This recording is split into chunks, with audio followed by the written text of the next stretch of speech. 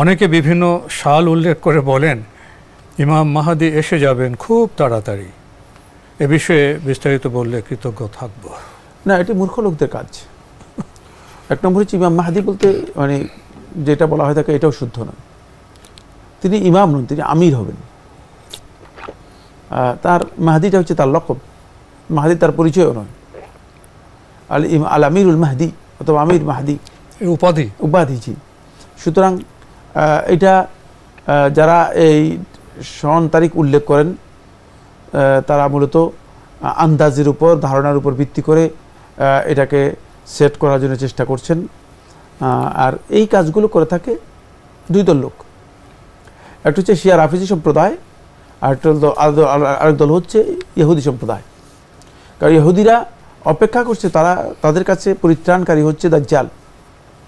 তারা দাজ্জালকে মনে করছে তাদের কাছে পরিত্রাণকারী এবং মাহদী, এবং তারা অপেক্ষা করতেছে তাদের মাহদী আসবে, তারা বিশাল যুদ্ধ করবে এবং বিজয় লাভ করবে। তারা যারা মুসলিম আছে তাদেরকে হত্যা করতে পারবে। মানে এখনও তারা মুসলিমদেরকে হত্যা করতে পারতেছে না ঠিক মতো। তাদের পরিত্রাণকারী আসবে, ওই পরিত্রাণকারী নেতৃত্বে তারা যুদ্ধ করবে, যুদ্ধ করে মুসলিমদেরকে নির্বিচারে হত্যা করতে পারবে।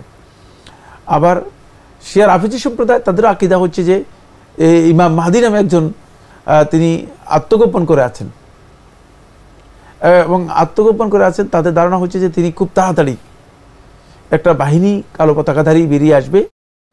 এর নাম দিয়েছে মানে সুফিয়ানি গোষ্ঠী।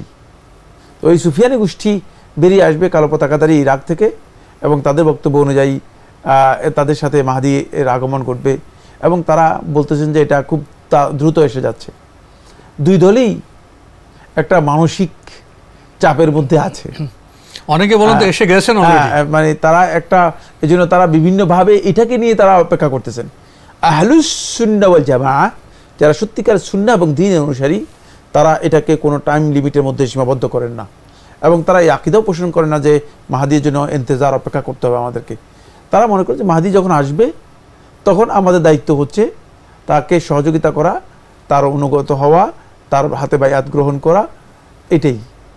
এর অতিরিক্ত মাহদীর আগমনের জন্য দিন তারিখ নির্ধারণ করা এবং দিন তারিখ ঘোষণা করে দিয়ে বলা, এগুলো হচ্ছে এক প্রকারের মূর্খতা, এবং এগুলো হচ্ছে এক প্রকারের মানে গায়েবের বিষয়ে, অদৃশ্য জ্ঞানের বিষয়ে আন্দাজের উপর হস্তক্ষেপ করা। আমি আগামীকাল কী হবে সেটাই জানি না, আগামীকাল কী হবে সেটাই জানি না। এমন একজন ব্যক্তি যদি আমি বলি যে মানে 2049 সনে এ ধরনের একটা ঘটনা ঘটে যাবে, এর অর্থ হচ্ছে আমি আসলে নিজের প্রবৃত্তির তাড়নায় আন্দাজের উপর গায়েবের বিষয়ে হস্তক্ষেপ করেছি। আমাদের হাতে একটি ইমেইল, এটি পাঠিয়েছেন ফাহিম চৌধুরী, খিলগাঁও, ঢাকা থেকে। আপনার আগের ইমেল, আর অনেক প্রশ্ন আছে। 7 নম্বর প্রশ্ন আপনি লিখেছেন, কেউ যদি দোয়ার সময় যেটা প্রয়োজন সেটা না বলে পুরোটা সময় আল্লাহর প্রশংসা করে, আর এরকম একটা ধারণা রাখে যে আমার যা প্রয়োজন তা তো আল্লাহ সবচেয়ে ভালো জানেন, কাজেই আমার আর বলার দরকার নেই, আমি শুধু প্রশংসা করে যাব। যেমন মুসা আলাইহিস সালাম বলেছিলেন, কোট, হে আমার রব, আপনি আমাকে যে নিয়ামত দেবেন আমি তারই মুখাপেক্ষী, আনকোট।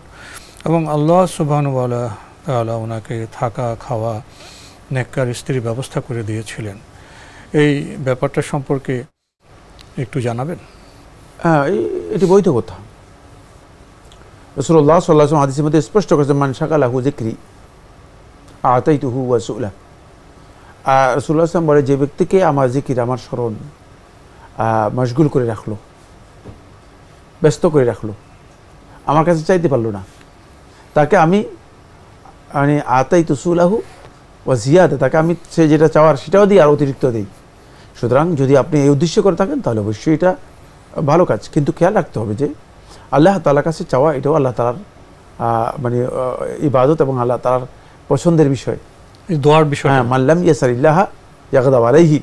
আবু দাউদের riwayat-এর মধ্যে রাসূলুল্লাহ সাল্লাল্লাহু আলাইহি ওয়াসাল্লাম ইরশাদ করেন, যে ব্যক্তি আল্লাহ তাআলার কাছে চাইল না, আল্লাহ তাআলা তার উপর রাগান্বিত হন। সুতরাং আল্লাহ তাআলার কাছে চাওয়া এটাও কিন্তু খুবই গুরুত্বপূর্ণ বিষয়। তাই আপনি যদি মনে করেন যে আমি চাইবো না, আমি শুধু প্রশংসা করব, কেন? আপনার মধ্যে একটা অহংবোধ কাজ করতেছে। কারণ চাওয়াটা ইফতেকার, নিজের অভাব অসহায়ত্ব তুলে ধরা, চাওয়াটা কিন্তু সহজ ব্যাপার নয়। কারণ ভিক্ষুক যে চায়, আপনি এই কথা মনে করেন না, আপনি একটু ভিক্ষুকের মতো হয়ে দেখেন তো চাইতে পারেন কিনা, কারণ চাওয়াটা সহজ নয়, আপনার আত্মসম্মানের বাধা দেবে।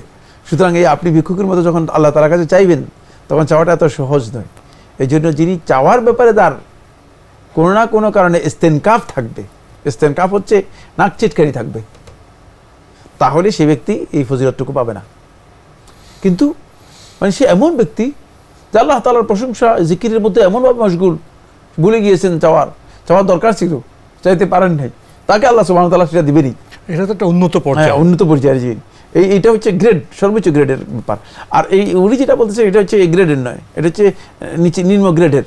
কারণ হলো তার মধ্যে অহংবোধ কাজ করতেছে যে আমি আল্লাহর প্রশংসা করব, আল্লাহ তাআলার ইবাদত করব, কিন্তু আমি আল্লাহর কাছে চাইবো না, মানে ছোট হব না আল্লাহর কাছে। যদি এই ধরনের ধ্যান ধারণা হয়, নাউযুবিল্লাহি মিন যালিক, আল্লাহ তাআলা আমাদের ক্ষমা করুন, যদি এই ধরনের ধ্যান ধারণা আমাদের মধ্যে কাজ করে, তাহলে ওই ব্যক্তি আল্লাহ তাআলার এই যে ফজিলতের কথা হাদিসে কুদসির মধ্যে এসেছে সেটা পাবে না, সেটা পাবে না। আল্লাহর নবীগণ আল্লাহ রাব্বুল আলামিনের কাছে চাইতেন, কিন্তু তাদের চাওয়ার পদ্ধতি ছিল তারা সরাসরি চাইতেন না, তারা অভাবটা তুলে ধরতেন।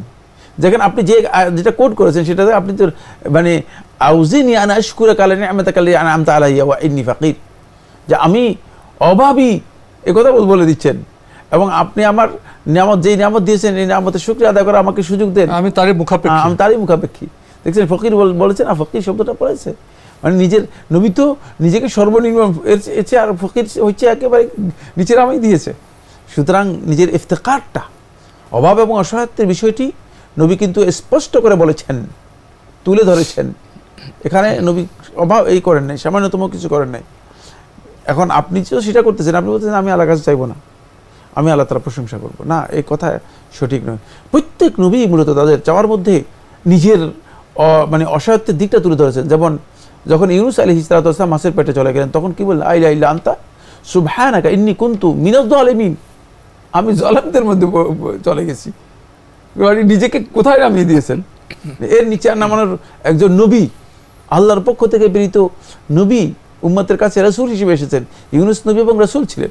তারপরে আমাদের শেষ করতে হবে, সেখানেই তিনি কি করেছেন? নিজেকে এমন নিচে নামিয়েছেন যে তিনি বলেছেন যে আমি জালেমদের মধ্যে অন্তর্ভুক্ত হই। না, কোরআন তো আমাদের শিখিয়েছে রব্বানা আতানা ফিদ দুনিয়া হাসানাতাও ওয়া ফিল আখিরাতি। সুতরাং সেখানে অবশ্যই আমাদেরকে কি করতে হবে?